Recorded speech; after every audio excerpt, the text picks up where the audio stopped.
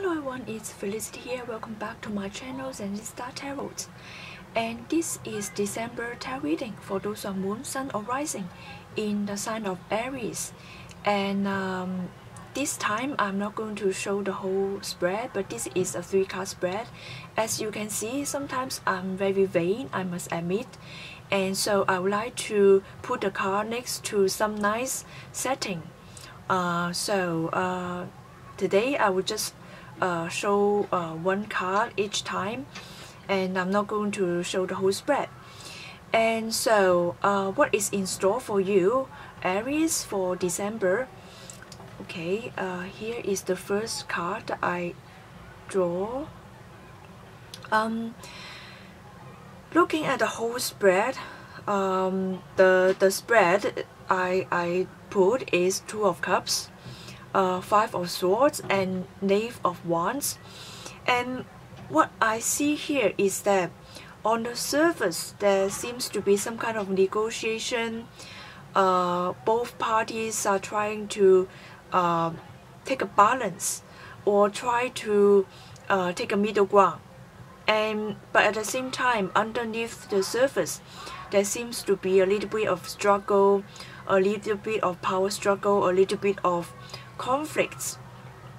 And so it's very wise to avoid passive aggressiveness. So there seems to be some kind of passive aggressiveness going on during the negotiation.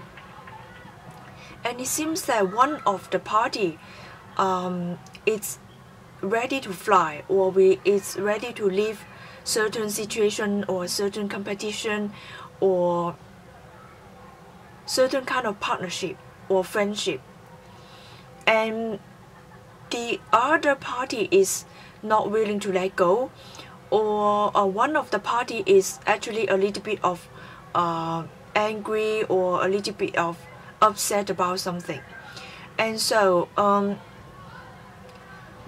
both parties are trying to negotiate, trying to take the middle ground, and trying to solve the conflicts in a peaceful way. But at the same time, it seems to like yes, on the surface things are going peacefully, but underneath the surface there seems to be some kind of power struggle going on.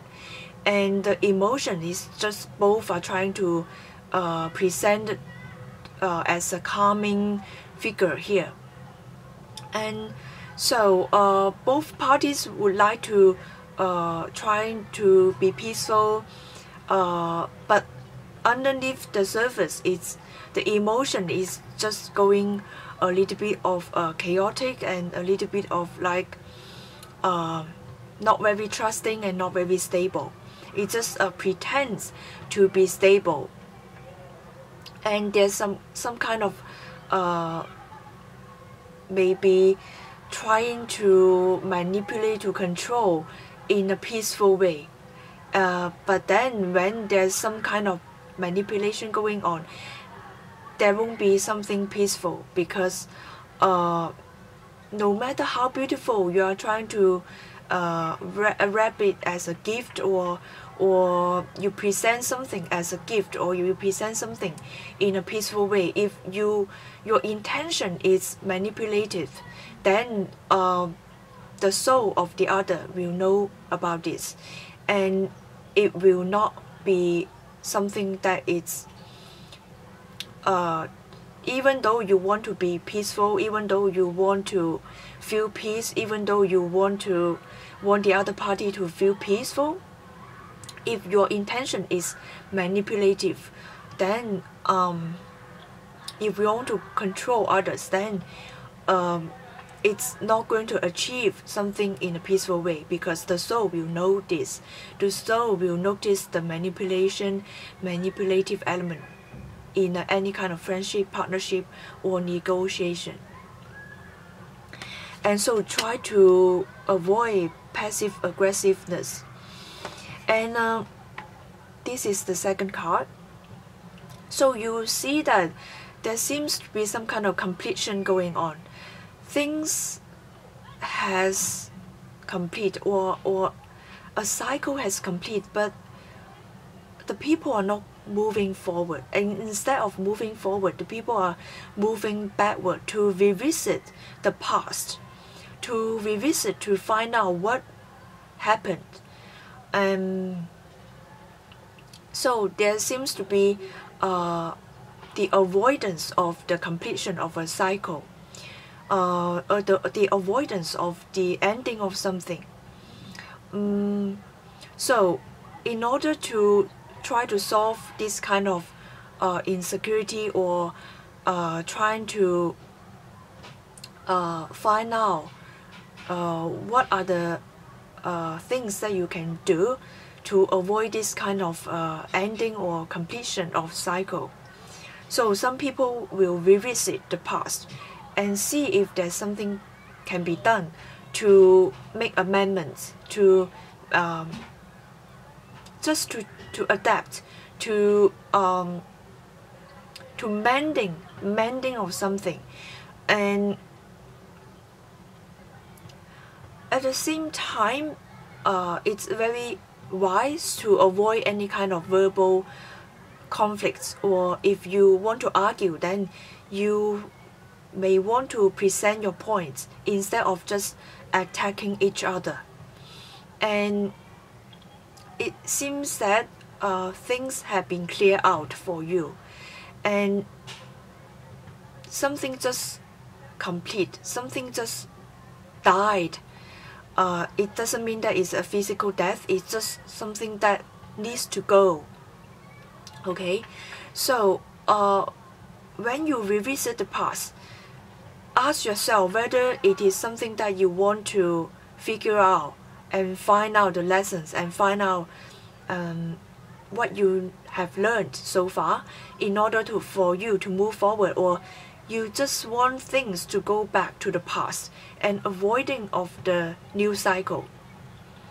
And there seems to be some kind of verbal conflicts and arguments, or so pay attention to the words. You can peacefully argue when you present your point in a peaceful way, and avoid attacking each other, avoid pointing out the past experience or the past things that others have done to you, because you have to present in this moment. Just focus on how others' behavior at this moment cause you some ending or cause you some uncomfortable. Okay, so just focus on the present, not to not to get involved in the past, and not to point out the things others have done to you in the past.